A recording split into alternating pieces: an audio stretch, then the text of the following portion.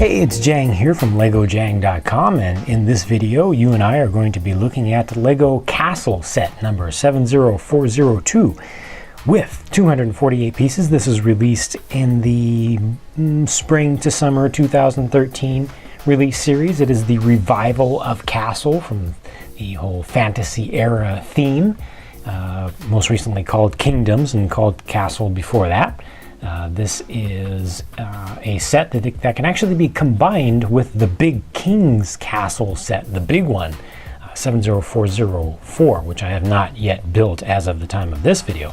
But what has been built is this set. Look at that. It's already done. This was actually built by my girlfriend. We had a little Lego building party yesterday and put together a whole bunch of sets. So we are ready to go on the review. First, looking at the minifigures, we've got 4 minifigures in total. And on the Lion Knights side, you've got this one guy who has quite the helmet, but he's not really armored at all. He's got just a cloth top on.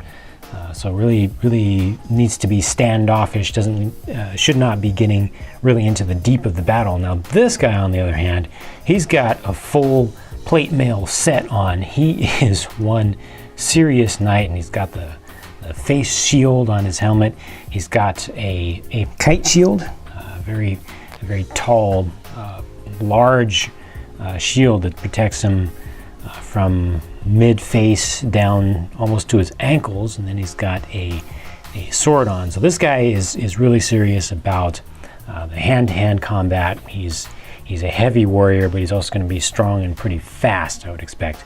Moving over to the Dragon Knight side, we've got 2 of them, and here's the first one, and looks like he's got studded leather armor, perhaps. I think that's what that might be. So kind of lightweight, but still has some good armor value to it.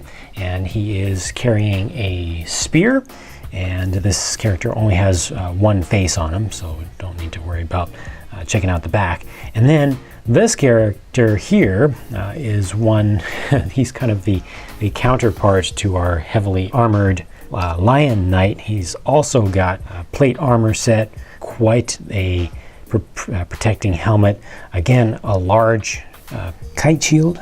He's got a long sword, so he's got a lot of extra reach you're gonna have to watch out for. And then if you turn him around, you can see that he actually does have a second head on him. And I almost forgot to mention that with these plate mail sets, you can actually take off the plate mail, and then you've got a different print underneath on just the regular torso itself. Speaking of which, here is your Lion Knight.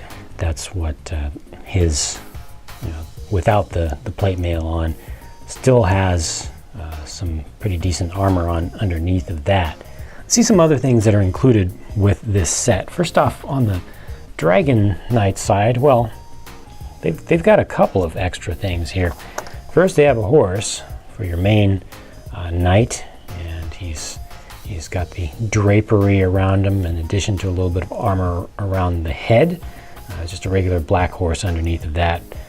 Nothing else special about that, but you can attach some things here. You saw that this guy had a spear in his hand. You could actually attach a spear here. They do give you a spare spear, so you can put that one on the other side over here.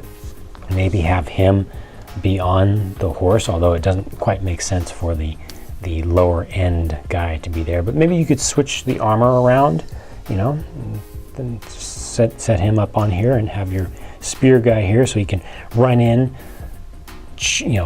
throw a spear, or come in on horseback, throw a spear, come off, just kind of come in, come off, do a couple of kind of strafing attacks like that. And then another thing that they also come with is a catapult. So this is almost unfair that they come with a catapult to attack the front gate of this either outpost or castle, depending upon how you want to play it. They actually rolled this in, so I'm assuming that this guy here is just going to be pushing this in. So maybe he stores his spear on the side of that horse, and then he pushes this with both hands, and that's pretty rough for one guy to push this thing, but fortunately it has big wheels. So, you know, maybe that'll help him to get over some terrain. But sure would be nice. Would have been nice if the the big fancy knight here had used his horse instead to help pull the catapult in. That would have been a help, but instead this guy gets to get all of the duty of that. So sometimes it sucks to be one of the lower guys. So this is a catapult that's going to have actual blocks of like fire blocks, you know, large coals, or you know, something that's on fire, which is what these represent. These represent little bits of ammo, and you can actually load those in there like that. And I'm going to zoom back out here, and you can see that you can actually just push this really quickly and actually shoot those like so. See, it works pretty well. Just load it in, and you know, you got to try a handful of times with your aim. It's not always going to be spot on. You know, it was a medieval weapon, large ranged weapon, and not the most accurate thing, but when it does hit, it hits hard. So that's going to be something that they're going to be using to try to break down the gate here and just do general damage to the structure. So with that said, let's take a look at this structure here, the so-called gatehouse itself. And nice height on it, nice detail, kind of random details. You know, once again, with the new stuff that's in the fantasy era, they are continuing to give us different colors and different textures to try to indicate things that are weathered and you know, old style manufacturing techniques that were not perfect. So down here we have a different texture of brick. They used the light gray, the dark gray, some brown even along the sides. Really good looking. There's a little jail cell over here which is currently unoccupied. I like the dark brown lightsaber hilts that are used for the bases of torches. You see a couple of flags hanging down here. Got these flags that are kind of blowing in the wind.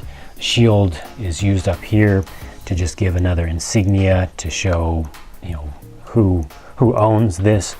A little bit of treasure up here, which the attackers could be trying to get that down, but it's really not used like for currency or anything. It's more a statement of power and wealth by the Lion Knights side, or their kingdom. Over here there's a emplacement. So this is like a ground level turret, and that can be turned. You can see it's a nice silver color. It's too bad they didn't give you one of those little flick fire shortcuts where you can pretend that it's actually shooting by shooting off some flick fire missiles there. A little bit of an angle just to these little overhangs here, and those are just on hinges back there. Arches used everywhere. Looking at it from the other side, here's another spare spear. That's just you can attach that there. I don't think they showed that in the instructions, but it's just a spot where you can put it, or you can put another flag if you had extra parts. And you can see there's a little lock on the jail door, the little prison door. And then up here they have another fixed placement catapult, or a battlement they call it officially. This uses one of those Technic rubber pieces with two axle holes going through it, so that can actually compress a little bit, and you can use that with these rocks that represent ammo for that. And you can place these in there, load it from the front or the back, whichever is more convenient to you, and then you can see you can actually, depending upon how far you pull this down, it'll actually shoot out. I'll turn that to the side just a little bit more. Try loading it from the back this time. It's kind of difficult for small fingers to get in, or for large fingers rather, to get in there. It'll be easier for small fingers. Turn this a little bit to the side so you can see its action a little bit better. Oops, that one actually shot straight up, so that was like a misfire right there. Try this one again, see if I can get a good arced shot across. Whoa, difficult to load. You need to load these little cylinder pieces or round bricks sideways. There we go. That was a good shot. That was a good shot. All right. So that's what you'd be using, presumably this guy here, because he's not so well armored. He would be probably the one up here operating stuff like that. Don't really have a place for him to stand. I mean, you can place him there and actually have him just stand there and kind of lean him back and then push down and lean forward. So he you know, that looks good there, but then you can't really operate this. You know, you can't really operate the projectile.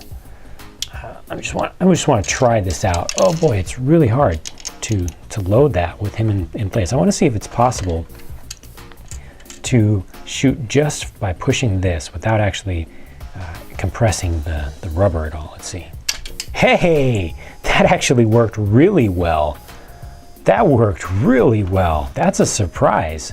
So that might actually be a better way to get range, because you're starting with this angled up a little bit, and then you're just, when you push down here, it goes from an angle like this to closer to straight up. So it's getting a more straight shot, so better for range. So it looks like it's better to shoot from here if you want to get long distance, and if you want to get shorter distance shots, then shoot from back here and actually use the little rubber bumper. So that's interesting. I just learned that just by experimenting with it. And the nice thing about this is that, like I said, you can have, oops, I just got the crossbow out the way. There we go. Is that you can have the guy there, which makes a lot of sense. So either way you do it, that works out. Cool. All right, a couple of options there for different ways to play. And then, you know, you've got this guy. So I'm assuming that you'd have one guy up here. It's probably best to have him up here because he's lighter weight, doesn't have all the armor. It's easier for him to get up there, although they didn't give you any ladders or anything like that. That's a little disappointing. Stairs, it would have been nice to have maybe a ladder over here and then really steep stairs on the side just to kind of indicate. Also would have been nice to give him just one more stud worth of a ledge out here, so he's not quite so compressed in there. I think that this is just a little bit lacking in the basic realism. I'm assuming this guy would be down on the ground. Maybe just take off his helmet for starters. Take off, let him put his shield down, and he could operate down here. He would be operating the crossbow for starters. So while they're actually being attacked from afar, you know, you've got this guy just standing out there kind of directing the action. This guy's operating the catapult. Maybe he runs in, throws a spear, runs back, operates the catapult some more. While this is going on, you've got this guy shooting from up here. You've got this guy shooting from down there. But eventually, one of those catapult bits of ammo, I don't know the proper term for what, you know, what the projectile is called, but eventually they might break this gate open. And you can see the gate opens inward, so they're just putting more and more pressure on it. Might break the lock. This guy might come down and try to hold on to that gate, try to keep it from being opened up. He might use a spear to try to create a little bit of leverage in there, or to kind of bar it up, you know, to stop them from coming in. But eventually, big heavy knight with his heavy armor and his horse may just be able to make it through there. You know, this horse can still rear up. Thankfully, they give you enough space back here that the horse can still do like this, and he can just kick that gate in. This guy's gonna have to back up. Still going to be using his spear to try to defeat this guy that's coming in on the horse. Whoa, come on, stand up. Trying to do multiple things at once here, but this gets opened up. He comes in. All right, now we've got a battle inside. So it's going to be him. This guy's going to follow in behind there. They're going to leave the catapult behind on the battlefield. This guy's going to follow in.